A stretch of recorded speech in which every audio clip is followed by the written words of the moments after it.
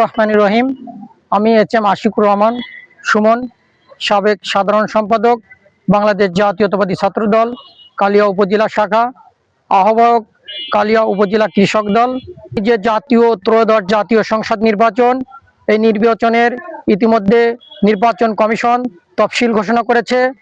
এই নির্বাচনকে কেন্দ্র করে ইতিমধ্যে আপনারা দেখেছেন যে বিগত যে 17 বছর মানুষ তাদের যে গণতান্ত্রিক অধিকার এবং ভোটার অধিকার থেকে বঞ্চিত ছিল, তার ফলে এই তফসিল ঘোষণার পরে মানুষ তাদের যে গণতান্ত্রিক অধিকার ফিরে পেয়েছে।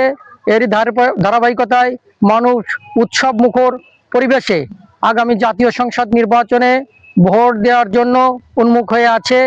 আমরা আমাদের প্রার্থী দেশনেত্রী বেগম খালেদা জিয়া ও বিএনপির ভারপ্রাপ্ত চেয়ারম্যান জননেতা জনাব তারেক রহমানের ধানের শীষের মনোনীত প্রার্থী জননেতা আলহাজ বিশ্বাস জাহাঙ্গীর আলমের পক্ষে প্রচার প্রচারণায় এবং আগামী যে জাতীয় সংসদ নির্বাচনে, এই নির্বাচনে কীভাবে ধানের শীষ প্রতীককে বিজয় করা যায়, আমরা তৃণমূলের যে ভোটার তাদের বাড়িতে বাড়িতে যাচ্ছি এবং সেখান থেকে ব্যাপক সাড়া পাচ্ছি।